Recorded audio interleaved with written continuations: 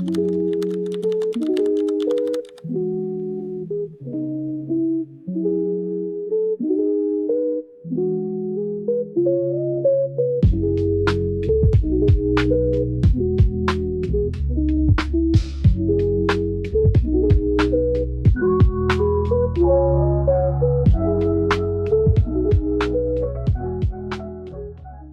tout le monde et bienvenue dans ce nouveau vlog. En fait, j'ai commencé ce vlog il y a 2 jours, je pense. Enfin, j'ai commencé à filmer genre juste des petits bouts par-ci par-là.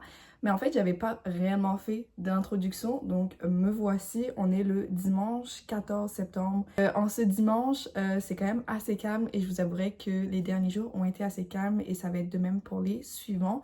Donc, je me suis dit, c'est comme le parfait moment pour faire un vlog parce que j'ai beaucoup de lectures qui s'enchaînent et c'est juste comme très chill et je pense que je vais essayer que ça reste dans ce mood-ci. C'est comme le début de l'automne, cosy, etc. Donc ça me tentait énormément. Si ça vous intéresse, je vous laisse avec la suite donc de ce vlog. Et on va commencer avec... en fait, je vais commencer par vous introduire le livre que j'ai fini hier. Donc techniquement, ça compte dans le vlog parce que j'ai commencé à le lire donc pendant le vlog, mais je vous ai juste zéro parlé de ce livre. Mais j'ai lu Losers Fraternity de Jen Gayary et Océane Ganem, je pense que c'est ça. Les 2 autres tomes qui suivent ont déjà été annoncés en termes de couverture, etc. Donc vous pouvez aller checker ça sur le compte des filles. Mais c'est donc un 4 mains. Il faut savoir que moi, Jen, c'est, je pense, une de mes autrices favorites parce que je l'adore. Je l'adore. Je pense que c'est vraiment elle qui m'a initiée à la romance. J'ai commencé à la lire quand elle était encore sur Wattpad et c'était comme un coup de cœur, une révélation pour moi. Donc encore aujourd'hui, je continue à lire ce qu'elle sort. Oui, j'avais déjà lu son premier 4 mains avec Océane qui était L'art du trompe-l'œil, qui je pense qu'il datait de 2024, je pense, 2023, je sais plus. Je l'avais lu, j'avoue que j'avais été surprise plutôt négativement, ça avait été zéro un coup de cœur. Ça se lisait, c'était vraiment correct. Je pense que ça avait fini avec un 3 sur 5, ce qui n'est pas ouf. Même, tu sais, genre, j'en garde pas vraiment un bon souvenir, j'y pense pas vraiment. Donc, c'est ça. J'ai lu aucun autre livre de Océane, donc je connais pas vraiment sa plume, son univers, etc. Donc voilà, c'était une découverte, mais cette fois-ci, elles en ont sorti un nouveau, donc je me suis lancée dedans. Dans celui-ci, on va lire Juliette qui intègre une nouvelle université et dans son intégration de cette université, elle intègre également une fraternité, la fraternité des losers. Elle a déjà son meilleur ami qui fait partie de cette fraternité, mais à travers son entrée dans celle-ci, elle va découvrir plein d'autres personnages hyper variés, ce qui était top. Elle, il faut savoir que c'est une fille qui est super timide, vraiment elle rougit très facilement, elle a extrêmement du mal à parler, mais de fil en aiguille, elle va apprendre à connaître ses énergumènes presque, qui constituent en fait la fraternité des losers. Elle va apprendre à les connaître, elle va, je pense, apprendre à se découvrir aussi en tant que personne, si je puis dire. Puis elle va également faire la rencontre de Isaiah, qui fait également partie, qui est une nouvelle recrue de la fraternité, qui est son voisin vraiment de chambre. Vraiment, leurs 2 chambres sont comme face à face. Et pour le coup, Isaiah, on comprend pas trop pourquoi il fait partie de la fraternité des losers, parce que c'est comme le bad boy cliché avec des tatous super musclés, grands. Donc, on a d'un côté Isaiah, bad boy, puis on a Juliette, hyper timide, qui adore les livres, qui est même une écrivaine. Donc, c'est 2 clichés qui vont apprendre à se connaître et il y a une relation qui va se former. Vu comme ça, puis j'ai checké des commentaires hier quand je l'ai fini sur Goodreads, il y a beaucoup de monde qui n'ont pas aimé, qui n'ont pas accroché et qui l'ont même DNF parce que c'était trop cliché et je comprends ce qu'il voulait dire. Mais je pense que c'est ce truc cliché qui en était pas réellement un. Genre oui, c'était cliché parce que c'est une romance universitaire, mais je trouve qu'il y avait des sujets qui étaient tellement différents par rapport à qu'est-ce qu'on a l'habitude de voir. Franchement, c'était... moi, j'ai trouvé que oui, c'était cliché, mais en même temps, c'était hyper original, donc j'ai beaucoup aimé. Donc c'est ça, je l'ai fini hier. Je m'attarderai un petit peu plus sur mon avis, etc. lors de mon bilan lecture du mois de septembre, mais c'était quand même une réussite de mon côté. Je lirai pour sûr la suite. Et franchement, ça se lit super vite. Je l'ai lu en 2 jours sur ma liseuse, donc. Et c'est ça, franchement, c'était un bon début de vlog, si je puis me permettre. Et donc, ce matin, j'ai dû choisir un nouveau livre. Et en fait, j'y pense depuis quelques jours. Et je l'ai enfin, du coup, commencé. Et c'est Léo de Hurlevent de Brontë. Alors, Faut savoir que je ne lis que très peu de classiques parce que c'est pas un genre avec lequel j'accroche spécialement.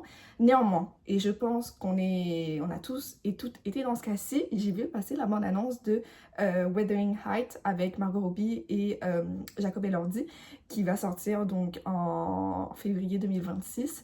J'ai été happée par cette bande-annonce et il y a eu beaucoup de controverses qui est arrivée suite à cette bande-annonce qui est sortie, ou en tout cas ce teaser, et beaucoup de gens qui se sont un peu révoltés face à ce qui va être en fait cette adaptation du livre de Emily Bronte. Et là je me suis dit, ok, j'ai besoin de lire ce livre pour essayer déjà de comprendre qu'est-ce que ces personnes-là ont à dire, et essayer de me dire, ok, quand je regarderai le film, est-ce que ça retentit vraiment avec l'œuvre originale, ou est-ce que c'est juste un film qui se base complètement sur le livre, ou est-ce que ça s'est juste inspiré parce qu'il y a beaucoup de bruit en ce moment et j'essaye de comprendre. Je veux comprendre, je suis intéressée à comprendre, donc je me suis dit, écoutez, on va le prendre. Et il faut savoir que vraiment ce livre, en fait, je l'avais déjà dans ma bibliothèque.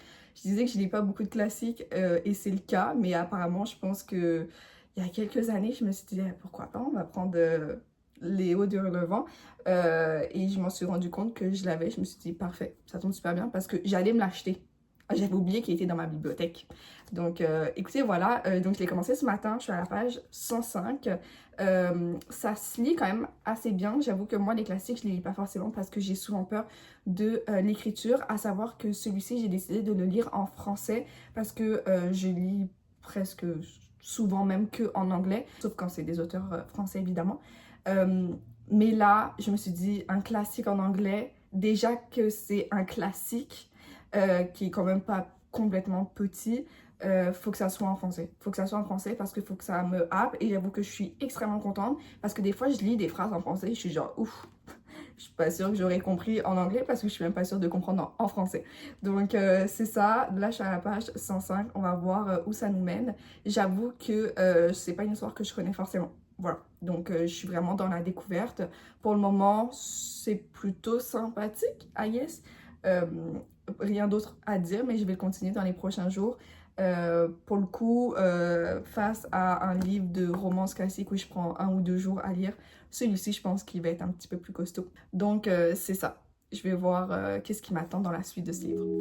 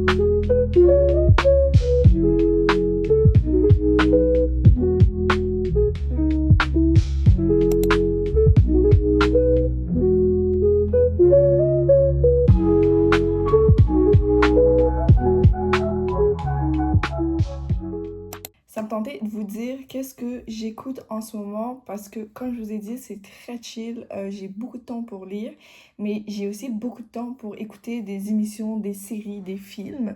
Et je me suis dit, pourquoi pas? Je fais une petite pause dans mes lectures et je vous dis qu'est-ce qui a accaparé mon attention ces derniers temps. J'avoue que je suis vraiment dans un mood télé-réalité. Voilà. Parce que, en gros, cet été, j'ai écouté Love Island, saison 9, 10, je sais plus. La dernière saison qui est sortie, j'ai été scotchée par cette série. Vraiment, waouh, ça vivait, mais genre, dans ma tête, tous les jours. Je mangeais des épisodes qui étaient extrêmement longs. Et ça m'a mais tellement divertie. Franchement, waouh. En fait, ça a commencé donc avec Love Island. Là, j'ai continué. En gros, au Québec, on a une télé-réalité qui s'appelle Occupation Double.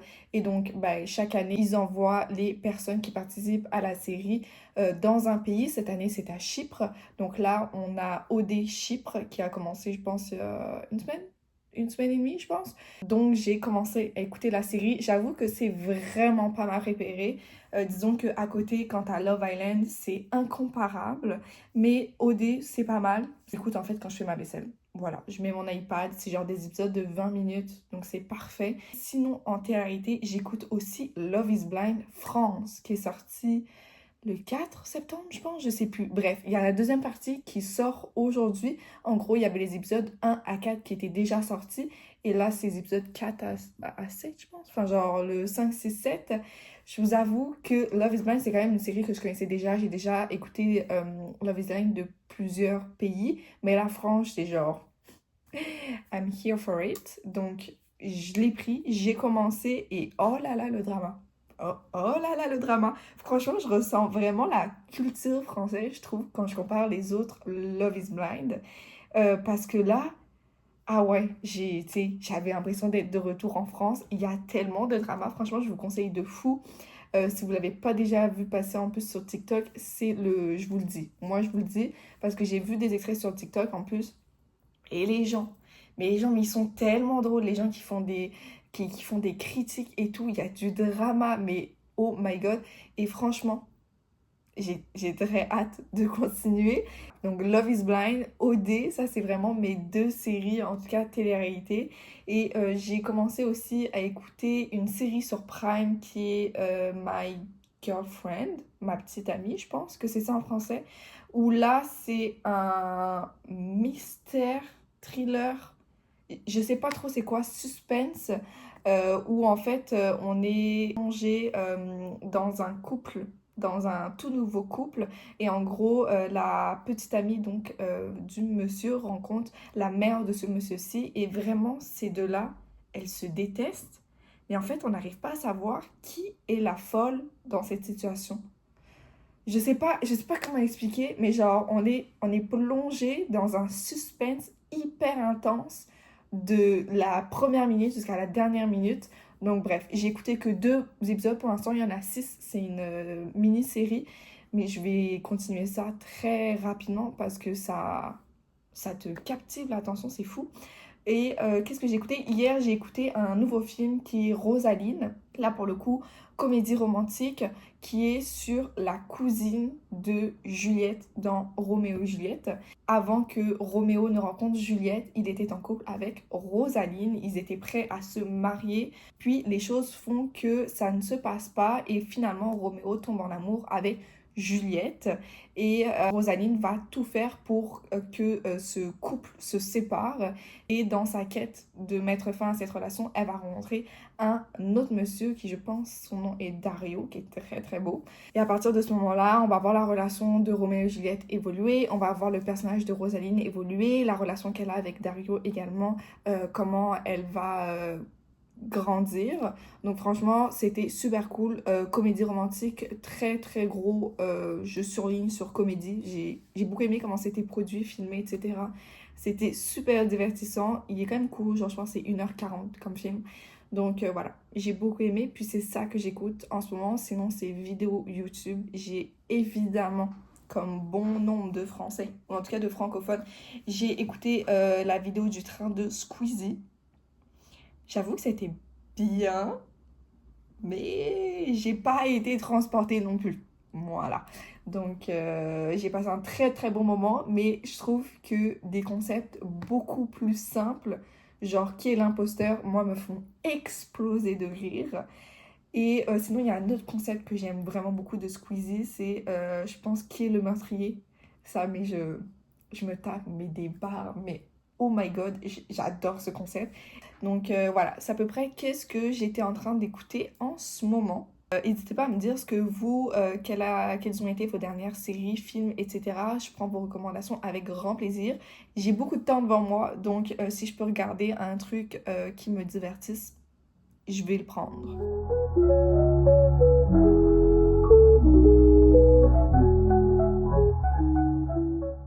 Je suis rendue à la page 337, 336, 337 des Hauts de Hurlevent. Et j'avoue que je sais pas vraiment quoi en penser. En gros, moi, je pensais que quand j'allais lire les Hauts de Hurlevent, ça allait être un peu dans la même vibe que Orgueil et Préjugés de Jane Austen. Donc, c'est-à-dire une romance anglaise. Puis vraiment, là, il y a une quote de Georges Bataille qui dit « Le plus beau roman d'amour de tous les temps ». Je suis genre « Ok ». Puis, en me basant sur l'adaptation du livre avec Margot Robbie et Jacob Elordi, ça avait l'air d'une romance. Alors, on s'entend que oui, c'est une adaptation, mais genre, je pense pas que le livre allait être aussi érotique et torride que ce qu'on a pu voir dans le teaser. Mais, genre, là, il me reste un peu plus de 100 pages. Un bon 100 pages, 110, 115. Et oui, il y a de la romance entre, évidemment, Catherine et Heathcliff, qui sont les deux personnages les plus importants dans le livre, qu'on connaît. Mais en fait, c'est bien plus que ça. Et le truc, c'est que vraiment, j'y suis allée... Genre, je me suis plongée dans ce livre en étant complètement ignorante de tout. Moi, je connaissais vraiment pas l'autrice, que de nom. C'est pas du tout une romance, c'est bien plus que ça. Ça parle de... plus d'une famille, en tout cas des relations et de trahison aussi. Franchement, il y a tellement de choses qui se passent. En même temps, pas du tout, mais en même temps, quand même, si. Et il y a un événement auquel je ne m'attendais vraiment pas, que je dirais pas là, parce que je veux pas spoiler. Mais vraiment, je suis choquée de ce livre. Il est pas particulièrement bon, il est pas particulièrement mauvais. J'avoue que ça se lit super bien. C'est super efficace. Bien que c'est quand même un gros livre, et bah franchement, ça se lit très très bien. Et je suis vraiment happée par l'histoire. Genre vraiment, j'y pense. Genre, je suis en train de manger. Là, je me dis, ok, faut que je retourne à Hurlevent parce que genre, j'arrête pas d'y penser. Donc là, je vais me faire un petit temps lecture. J'espère que je vais pouvoir lire peut-être une trentaine de pages et espérer pouvoir le finir demain. Mais ça s'annonce en tout cas plutôt bien parti et j'ai très hâte d'en découvrir plus. Surtout que vu qu'on arrive à la fin, je suis genre, comment le livre va finir? Je veux comprendre comment il va finir. Donc très très hâte de découvrir.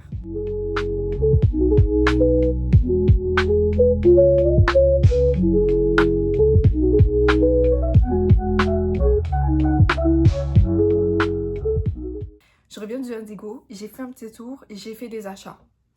Alors, j'avais une carte cadeau, ok. Donc, ça justifie mon passage au Indigo, mais je suis quand même repartie avec 2 livres. J'avais une carte cadeau pour un livre, et j'avoue que j'ai craqué pour 2.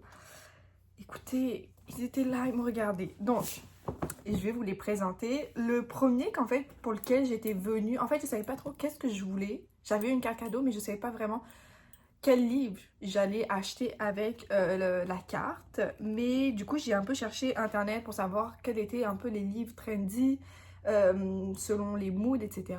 Et je pense que je commence à rentrer un peu dans un mood fantasy avec l'automne. Donc, je me suis pris Direbound de Sable Sorensen. Honnêtement, je sais pas de quoi ça parle. Je sais que c'est une romantaisie. Le livre est énorme. Écoutez-moi bien, il est énorme. Pour juste vous montrer, ça c'est le livre que j'ai acheté. Checkez la différence. Puis ça c'est genre un livre normal.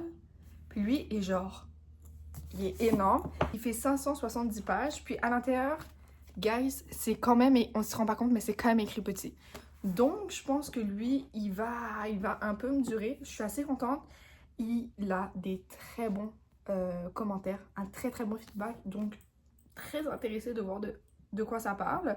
Donc c'est ça, le livre pour lequel j'étais venue de base. Et là, je me baladais dans les rayons et vlati pas que je tombe sur une sortie en fait. Un livre que j'avais déjà spoté, mais il était prévu pour les sorties du 23 septembre. Donc la semaine prochaine, mardi prochain. Et il était dans les rayons. Et je me suis dit, bah c'est un signe, c'est un signe. Et c'est The Second Death of Locke. Locke. Je suis comme pas sûre. La couverture, mais je la trouve mais genre magnifique. Genre vraiment, c'est une beauté. Je sais pas, j'adore.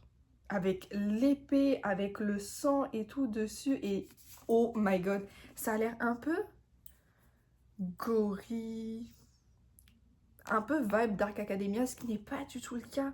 En fait, vous savez ce que ça me fait penser? Ça me fait penser à la vibe de One Dark Window, que j'ai quelque part là-haut, de truc Gillig ou un truc comme ça, de Rachel Gillig. Voilà, cette duologie-ci avec son nouveau livre The Night and the Moth. Je trouve que ça rejoint un peu cette vibe-ci. J'adore la couverture. Pareil, c'est censé être une romantaisie. Ça dit love, loyalty et sacrifice. Donc, j'ai extrêmement... Genre vraiment, je suis hyper excitée de le dire. Donc, c'est ça. C'est mes deux achats. Je suis hyper contente. Ils sont beaux. Et j'ai tellement hâte. J'ai tellement hâte. Je voulais en profiter aussi pour vous update parce que je vous ai dit que j'avais quand même pas mal avancé Hurlevent. Là, je pense qu'il me reste 90 pages environ, je vais le finir demain. Mais le truc, c'est que, et vous l'avez aperçu juste un peu, hier, j'ai commencé, ou avant-hier, je sais plus, bref. Ces derniers jours, j'ai commencé un autre livre sur ma liseuse qui est, et je sais plus comment il s'appelle, ça s'appelle The Entanglement of Rival Wizards de je sais plus qui. Sarah, je sais plus. Voilà. Je vous mettrai la cover ici. La cover est incroyable. Genre, je vous avoue que le livre, je l'ai pris parce que la cover est magnifique, parce que c'est une romance et que ça faisait longtemps que je n'avais pas lu et que j'adore. J'adore les romances. Et j'ai vu aussi un fan art sur Insta, sur mon fil Insta. Et j'étais genre, en fait, c'est vraiment ce fan art. Là, je l'ai vu, j'étais genre, c'est quel livre? J'ai besoin d'avoir ce livre. Et malheureusement, je n'arrive pas à retrouver ce fan art. Je vous l'aurais bien montré, mais je le retrouve pas. Donc voilà. Mais j'ai commencé donc ce livre qui se lit, mais à une vitesse. Ou alors c'est moi qui lis trop. Peut-être. Je suis déjà rendue à 61%. Ce qui est énorme. Ce qui est énorme, on va pas se cacher. J'aimerais ça finir celui-ci et Hurlevent demain. Parce que je pars en voyage vendredi. Et je pense que je vais prendre ces deux bébés-là. Et ça va me faire le temps de mon voyage. Donc écoutez, j'ai hyper hâte de découvrir ces deux nouveautés-ci. De finir celui-là. Continuer celui-ci ce soir également Hurlevent. Je vais faire un petit peu des deux. Et je vous reviendrai demain pour un dernier update lecture. Parce que je fermerai le vlog sûrement demain. Et parce que vendredi, je pars. Donc, ça va être parfait. Voilà, c'était mon petit update pour aujourd'hui. Je vais aller me coucher. Je vais aller lire. Et je vous revois demain.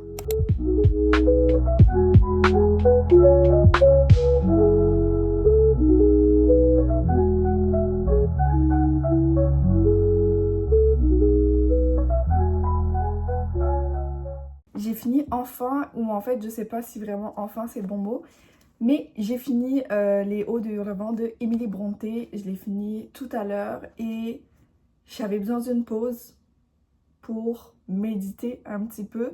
J'ai pris quelques notes sur mon iPad, donc genre je vais vous partager à peu près c'est quoi mon ressenti.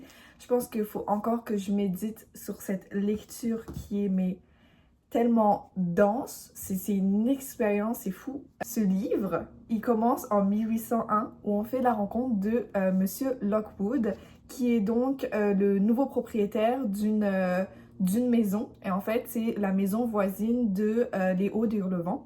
Il va donc se présenter à son voisinage, il va à Hurlevent, il y rencontre Heathcliff et il y rencontre d'autres personnes. Et en fait, il est très troublé par cette scène en fait qui se passe devant lui, ces rencontres qu'il fait, ces discussions qu'il a.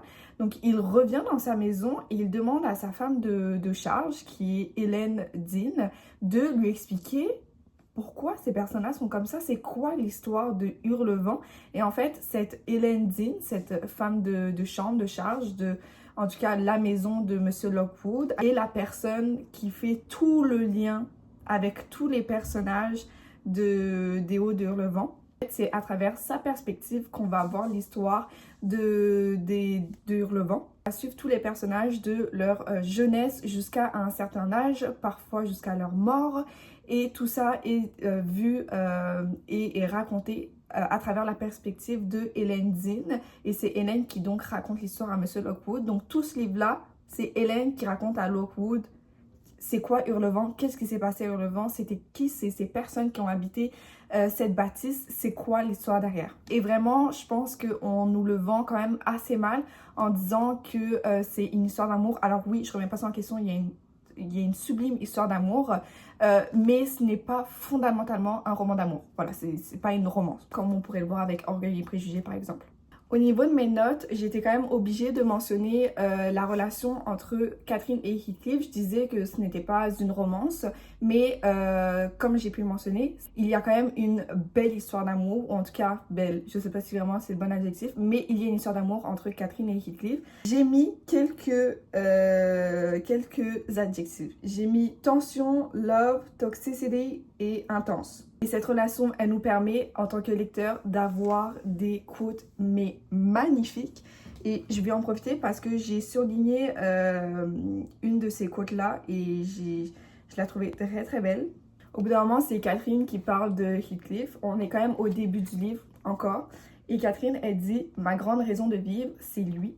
Si tout le reste périssait et que lui demeura, je continuerais d'exister. Mais si tout le reste demeurait et que lui fut anéanti, l'univers me deviendrait complètement étranger. Je n'aurais plus l'air d'en faire partie. » Et un peu plus loin, elle dit « Mon amour pour Heathcliff ressemble aux rochers immuables qui sont en dessous, source de peu de joie apparente, mais nécessité. » Elle dit « Je suis Heathcliff. » Et c'est franchement quand tu le lis parce que quand il y a des quotes aussi belles que celle-ci, c'est souvent dit dans des paragraphes genre hyper longs où tu te dis ouf, il se lance dans une tirade sans fin et c'est là où il te balance des dingueries et t'es juste captivé par les mots et tu tombes sur ça et t'es genre ces gens sont toxiques mais ces gens s'aiment genre du plus profond de leur âme et c'est touchant et c'est impressionnant le pouvoir des mots. Voilà. Outre que ça, j'avais aussi noté que ce qui était intéressant et ce que j'étais un petit peu étonnée parce que je pensais pas que ça allait être écrit de cette manière-ci, mais on n'est jamais dans la tête des personnages, on n'est jamais dans la tête de Catherine, de Heathcliff, que ce soit le frère de Catherine, que ce soit les enfants qui apparaissent plus tard. On est en fait juste dans la tête de Lockwood qu'on voit par-ci, par-là quand il discute avec Madame Dean. Mais sinon, on est juste dans la tête de Madame Dean.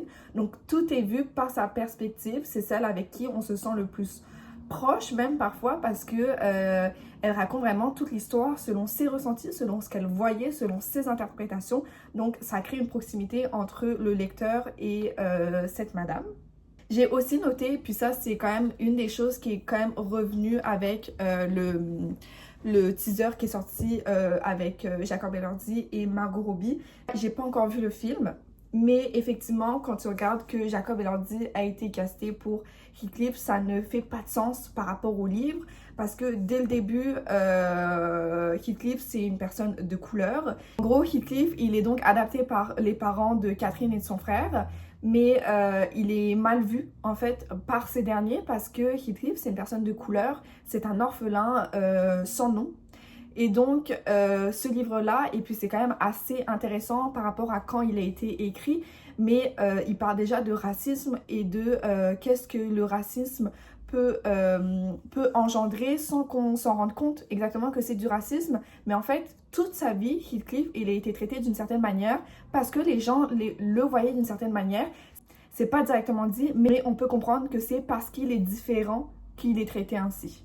Donc c'est ça, j'ai marqué qu'il y a le thème du racisme qui revient dans ce livre-ci et qu'il y a le gros thème de family trauma.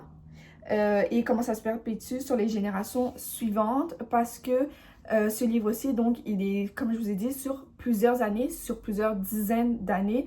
On voit les premiers personnages, on voit les enfants et comment les relations des parents influencent les relations des enfants, les relations entre les parents et les enfants également. C'est super intéressant et on voit que d'année en année, il n'y a rien qui se résout presque et qu'il y a un perpétuel trauma qui est donné aux personnes qui s'incluent dans le groupe de la famille, aux enfants qui viennent au monde. C'est assez impressionnant et je pense que c'est un des sujets les plus intéressants qu'il faudrait un petit peu plus creuser. Moi, c'est juste que là, je suis vraiment en extérieur pour vous donner un petit peu les thèmes. Mais vraiment, tout ce qui est trauma, famille et comment un trauma de famille qui peut être vieux de plusieurs dizaines d'années peut influencer les enfants ces dizaines d'années plus tard.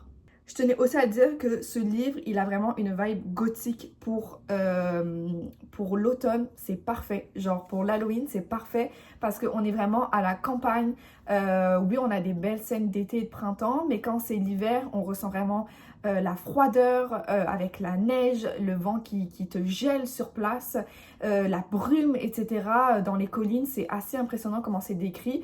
Et je pense que juste quand, en tout cas moi j'ai cette version du livre, mais juste la couverture, tu comprends le vent, comment tu es seul, comment c'est un peu gloomy, gory et tout. Honnêtement, c'est parfait pour l'automne. Et je voulais dire aussi que en règle générale, l'écriture était quand même très immersive. Vraiment, il n'est pas petit comme livre, on s'entend, il fait 500 pages, je pense, ou presque 500 pages, mais tu es dedans. L'écriture fait que tu ressens pas forcément que c'est un classique qui a été fait il y a nombre d'années. Donc c'est assez impressionnant par rapport à cela. Et j'ai aussi apprécié à quel point, oui, c'était immersif, mais à quel point, au-delà de l'endroit qui te met dans une certaine immersion, c'est les personnages. Les personnages, à la fin du livre, ils te hantent. Et je dirais même pas forcément qu'à la fin du livre, mais tout au long du livre, il te hante. Parce que j'avais envie de continuer l'histoire, de comprendre ces dynamiques avec cette famille, avec cette maison Hurlevent. Alors oui, c'était pas aussi prenant que quand, par exemple, j'avais lu ACOTAR, où là, j'avais cette excitation en moi de me dire, ok, je vais aller reprendre ma lecture, je vais aller voir comment ça se passe. Là, c'est pas pareil, c'est juste que t'as une envie, les personnages sont dans ta tête et c'est assez impressionnant. Et encore aujourd'hui, je pense que c'est un des livres que déjà j'aurais envie de relire pour réellement encore mieux pouvoir apprécier ma lecture, parce que je pense que j'ai loupé des choses, c'est sûr, parce que j'étais dans la découverte, mais aussi parce que c'est comme si ces personnages, ils te rappelaient, ils te hantent et t'arrêtes pas d'y penser, et je trouve ça assez impressionnant. Et ça, c'est de par l'écriture qui est très immersive. Bref, si vous n'avez pas compris, je l'ai mis un 5 sur 5. J'ai longtemps réfléchi parce que, comme je vous ai dit, ça m'a pas apporté les mêmes sentiments que quand je lis une romantésie, une fantaisie, une romance. C'était absolument pas les mêmes sentiments, mais je me suis dit, mais ce livre est en fait, oui, différent de ce que je lis habituellement, mais il est tellement fort, il est tellement intelligent. Moi, je l'ai trouvé assez impressionnant. Et fun fact, j'ai été choquée de... pas comment va le monde, mais je sais pas, j'étais choquée, j'étais sur Goodreads, voilà, je mettais mon petit 5 sur 5 et tout. Et là, je me suis rendu compte que ce livre, il a été noté entre 1 et 2 millions de fois. On s'entend que tout le monde n'a pas Goodreads, hein. Et c'est juste que je suis allée comparer, j'étais comme, ok, mais ACOTAR, il a combien de genre de rating? Et il en avait genre entre 3 et 4 millions. Et je trouve ça fou qu'un classique de la littérature ait été moins noté que effectivement un classique de la fantaisie aujourd'hui. Je remets pas ça en question, hein. Mais j'ai trouvé ça très étonnant. Après, on s'entend que toutes les personnes plus âgées que nous n'ont pas Goodreads, mais je suis sûre qu'il y en a plein d'autres qui ont lu ce livre. Mais j'ai juste trouvé ça très impressionnant, la différence entre ces deux livres. Bref, là je pense qu'aujourd'hui je vais finir l'autre que je lis, la romantésie que je lis avec des sorciers. Donc très contente, ça se passe aussi très bien. Je pense que je suis un peu plus de 60%. Donc je vais continuer. Je pense que je suis à 68%. J'ai un peu lu hier soir. Donc je vais continuer ça, finir ça ce soir, je l'espère, parce qu'il est quand même très rapide à lire.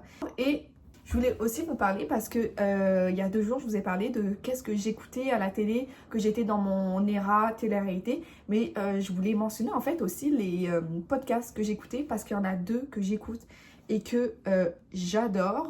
Le premier, c'est Le Masque et la Plume de France Inter. Là, on a des épisodes tous les 2 semaines environ. C'est des épisodes de 45 minutes où c'est une table ronde avec plusieurs chroniqueurs qui discutent des nouveautés littéraires. Et qu'est-ce que j'aime les écouter. Alors, ça parle de livres que je ne lirai sûrement, probablement pas, ou en tout cas pas aujourd'hui, parce que ce n'est pas des genres qui m'intéressent forcément aujourd'hui. Mais j'adore les écouter. Ils sont, mais c'est... Moi, je me tape des barres en plus. Ils sont, mais hilarants. Donc, Le Masque et la Plume, c'est vraiment mon émission préférée à écouter en podcast. Et j'écoute aussi La Grande Librairie de France TV, qui est un petit peu moins rythmée. Parce que là, pour le coup, c'est une émission de TV, donc c'est pas la même chose. Alors que Le Masque et la Plume, c'est comme vraiment une émission podcast. Donc, je vois une différence à ce niveau-ci. C'est moins entraînant, mais c'est quand même très intéressant. Là, pour le coup, on a le présentateur et les auteurs des livres. Donc, elle est un peu là, la différence. C'est moins critique, c'est juste plus raconter, faire la promotion, en fait, de leurs livres, des prochaines parutions. Donc, voilà, j'aime beaucoup écouter ça en ce moment. Donc, je vous conseille fortement si un jour, vous savez pas quoi faire pendant que vous faites la vaisselle, le ménage, tout ce que vous voulez, ou juste en bruit de fond. Moi, c'est un... Honnêtement, Le Masque et la Plume, c'est un réel péché mignon. Genre vraiment, j'adore cette émission. Donc, c'est ça. Et je vais vous laisser et je vais aller finir mon deuxième livre avant de fermer ce blog. Finalement, il est rendu tard. Je suis sortie après la job et donc je n'ai vraiment pas tant lu. Je n'ai vraiment pas du tout ou presque peu avancé sur le livre dont je vous parlais. Je suis rendue à la page... Ben en fait non, j'ai pas les pages. Je suis rendue 78%. Donc je suis même pas sûre que je vais le finir ce soir parce que la fatigue. Mais je prends le train demain. Donc c'est sûr que ça va être fini demain dans le train. Certain même. Je vous ai pas vraiment parlé de quoi en fait était... de quoi parler ce livre. Pour vous donner un rapide récap, on suit deux élèves qui sont à l'université et dans un monde où il y a de la magie, ils peuvent lancer des sorts, c'est vraiment tous des sorciers. On peut retrouver des humains comme des elfes, des demi-elfes, bref, il y a plein de sortes de créatures différentes et la magie existe. Donc le monde est quand même assez intéressant, j'avoue que sur tout le Magic System, j'aurais voulu qu'on m'explique un petit peu plus parce qu'il y a plein de choses qui sont dites, mais on dirait qu'on est jeté dans ce monde-ci sans pas forcément avoir plus de détails, ce qui peut être un petit peu déstabilisant au début. En tout cas, moi, ça a été le cas pour ma lecture. On va suivre deux étudiants de l'université qui sont rivaux, vraiment, ils se détestent. Pour le coup, je dirais que c'est un enemies to lovers, bien que, oui, au début, c'est enemies, ils durent vraiment pas très longtemps. Donc c'est ça, et en gros ils compétitionnent tous les deux pour avoir une bourse et en fait ils se retrouvent à devoir travailler ensemble sur un même projet parce que les personnes qui donnaient les bourses se sont rendues compte que tous les deux proposaient de super idées, de sujets, de recherche et donc ils se disent ok bah guys on n'arrive pas à décider, on va vous faire travailler ensemble et donc on va vous donner l'argent, la bourse pour que vous puissiez un petit peu approfondir vos recherches et donc ils sont obligés de travailler ensemble. Ils ont vraiment des rapports à rendre souvent. Au-delà de travailler ensemble, de partager la bourse, c'est vraiment avoir un laboratoire commun, avoir des outils communs, devoir passer énormément de temps ensemble. Et en fait, cette proximité forcée, elle fait que ils apprennent un petit peu plus à se connaître et donc une relation s'ensuit. Honnêtement, c'est ça. Enemies au début, ça s'efface très vite. Ils deviennent... leur relation, elle se développe quand même très très vite par la suite. Il y a du smut, ce qui est bien. Et vraiment, j'ai lu, genre, leur première fois. Bah, c'était quelque chose, guys. C'était quelque chose. Hein, voilà. Il y en a pas trop, c'est juste que quand il y en a, c'est intense. Genre, vraiment, le livre se lit hyper vite. Là, j'ai pas fini, mais c'est quand même... Genre, j'ai senti que juste, genre... Je sais pas, j'arrête pas de... Je lis pas énormément. Enfin, genre, je lis pas des grosses parties, mais à chaque fois, je suis comme, ok, j'ai l'impression d'avoir lu 100 pages. Je pense que, parce qu'il est extrêmement bien noté sur Goodreads, des super bonnes reviews. Je pense que je ne l'ai pas lu au bon moment. Je l'ai lu en tandem avec, en tout cas en même temps que Hurlevent. Hurlevent qui m'a vraiment... qui a pris énormément de place dans ma tête. Et donc, je pense que j'avais pas vraiment de place pour apprécier le livre à sa juste valeur, ce qui est un peu dommage. Donc là que maintenant que je suis plus dans Hurlevent, j'espère que je vais pouvoir correctement apprécier la fin de ce livre-ci. Mais c'est ça, je pense pas que je vais le noter forcément, ou en tout cas à mon avis, je trouve qu'il est quand même un petit peu biaisé parce que j'aurais dû le lire tout seul, pas avec un autre livre, en tout cas un livre en plus comme Hurlevent à côté. Donc c'est ça, en tout cas pour l'instant je vous recommande, je vais finir ça demain. Et en reparlant de Hurlevent, parce que je ne peux cesser de penser à ce livre, genre vraiment quand je vous disais que les personnages ils te hantent, ce livre m'obsède, genre vraiment c'est une dinguerie, j'ai envie de le relire, j'ai déjà envie de le relire, c'est une dinguerie. Je dirais pas que c'est un coup de cœur, c'est juste que oh my god, c'est dans ma tête, c'est dans ma tête et ça part pas. J'écoute en boucle Wuthering Heights de Kate Moss, je sais plus c'est quel artiste. Et c'est fou comment la chanson, elle parle en fait, elle parle par rapport, quand t'as lu le livre, ensuite écoute la chanson, c'est genre, ouais, genre ça fait tellement de sens, c'est fou. Et j'écoute aussi, mais je pense que là pour le coup je suis pas la seule, le remix qui a été fait et qui a été utilisé pour le teaser de Wuthering Heights, le film qui va sortir l'année prochaine, avec de Charlie XCX, je pense, c'est ça. Ce remix-là est aussi une dinguerie. Il faut aller écouter ces deux chansons. Lisez Hurlevent, allez écouter ces deux chansons.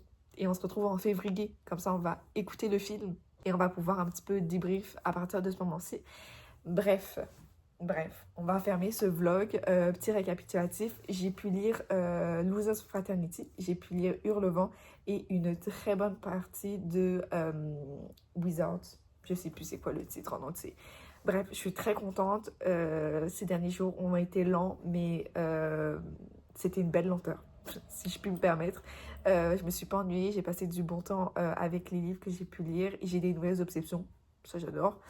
Et ouais, j'ai pu vous parler de mes films, séries, puis podcasts et j'adore faire ça. Donc sur ce, je vous souhaite bonne soirée, bonne journée, bon appétit, tout ce que vous voulez, guys. Et on se retrouve la prochaine fois pour une prochaine vidéo. Bye!